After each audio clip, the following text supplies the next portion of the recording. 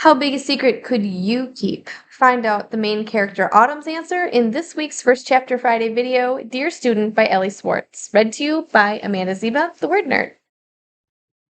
Hi, my name's Amanda Zieba. Welcome to my channel, Learning with the Word Nerd, and another First Chapter Friday video.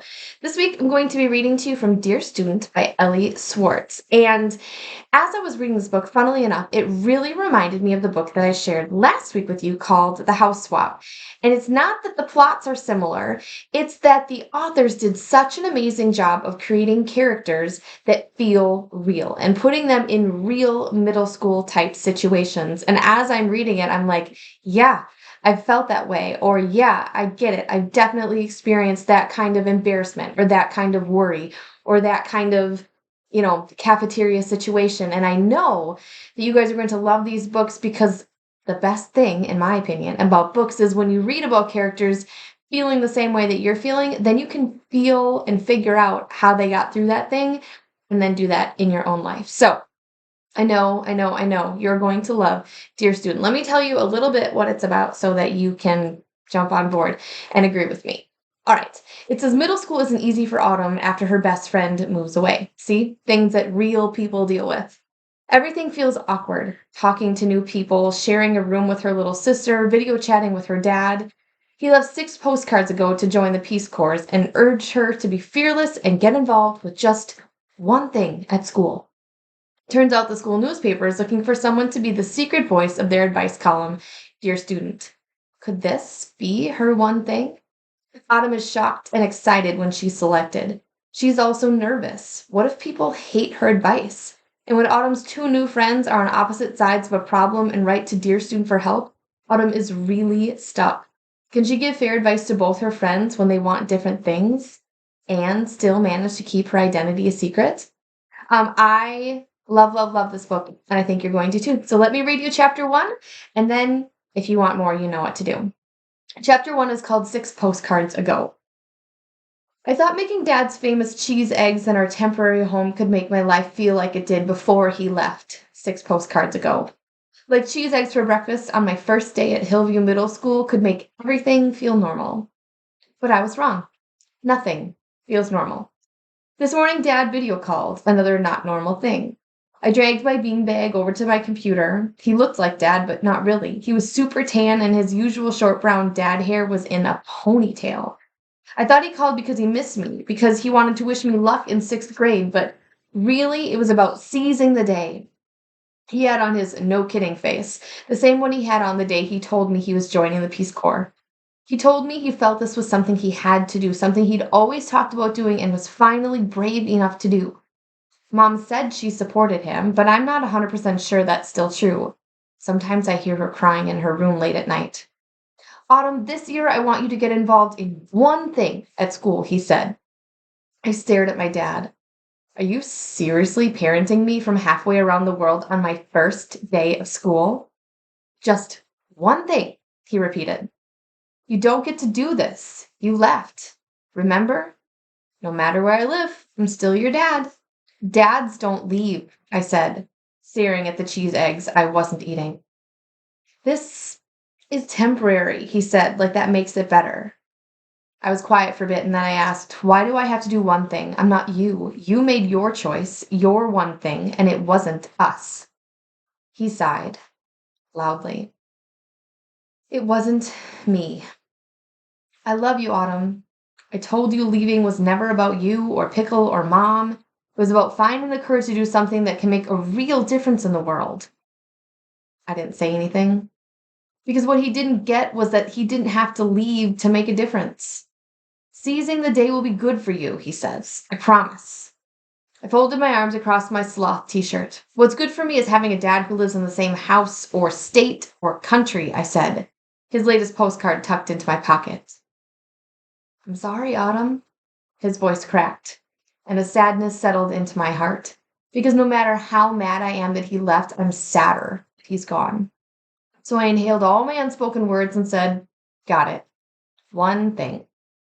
My little sister Pickle sneezes and my brain jolts me back to the nerves climbing up my spine as we walk to our first day of school. It's hot and my hand is sweaty, but Pickle holds on tight. And then I see it. A beautiful, baby iguana sitting in the middle of the road. I wipe my sticky forehead and lean in. What's he doing here? She asks, her lime green cape flying behind her. I made it for her right after Dad left. She told me she was scared of the monsters living under her bed. So I found some fabric in the basement, cut out a cape, and told her it had superpowers that could squash the scared in the belly feelings that twist in your heart when you're supposed to be sleeping. It doesn't do anything for the feelings that come from being left behind, but I didn't tell her that. Not sure, but he has to be lost, I say, tucking the loose strands of brown hair back into my braid. Iguanas don't live on the Cape. Where's his home? She asks, her pigtails bouncing. Before I can answer, a kid on a bicycle speeds towards us. Watch out for! I yell. The blue bike brakes. Tires screech. Time slows. But it's too late. Pickle screams. My braid swings and my orange high tops slap the hot pavement as I run into the road. The boy on the blue bike stops. Pickle and I hub over the green iguana. Its long, striped tail is bleeding. The boy looks at us. I didn't see him. He's out of breath. His hands fly in the air. I mean, what's an iguana even doing here? His face is blotchy and red, and he smells like peanut butter. I'm really sorry, he says, staring at his flip-flops. Pickle hugs my leg and starts to cry. Is he yours? The boy asks. I swallow hard. No, I say, looking down at my four-legged friend. His body is the color of kiwi, but his eyes are black with the tiniest rim of sunburst yellow. Is he gonna be okay? Pickle asks. I bite my lip. The answer to that is knotted behind the mountain of fear shooting up from my sneakers. But I squeeze my sister's hand and nod. Don't be scared, Pickle. We have your superpowers. Remember, superheroes come in all sizes. I crossed my fingers and hoped she believed me. But now, I need your cape. Snot leaks from her button nose as she unties her cape and hands it to me. We have to get him to Hillview Vet, I say, carefully wrapping the iguana in the cape. How far is that? The boy on the bike asks. Just a few blocks that way, I say, noticing his I Love Cape Cod t-shirt. Then I point in the direction we just came from. Our mom's the vet there. It's next to Banana Split's ice cream shack. I hold my breath and hope that sounds normal. Like something regular sixth grader would say. Not weird, like something no one would ever say. I don't know where that is. I'm not from here, he says, pulling down his Washington Wizards cap, but I'll follow you. I nod and exhale. Pickle wipes her tears, pointing to me and says, That's my sister Autumn, and I'm Gracie, but everybody calls me Pickle. Mom nicknamed her that after she ate an entire jar of sour pickles in one sitting, without puking. Pickle looks down at the bundle of cape. What should we name this guy? She asks. How about Superman, I say. If you want to find out what happens to Autumn and the boy on the blue bike and Pickle and Superman the iguana and all of the other things, including the newspaper column Dear Student and Autumn's Friends, pick up a copy from your school library, purchase one from your favorite local indie bookstore, or grab it via the link I'll put down there in the description box for you. Thanks so much for coming to my channel, Learning with the Word Nerd, and joining me for another First Chapter Friday. I hope we'll see you here again next time. Happy reading!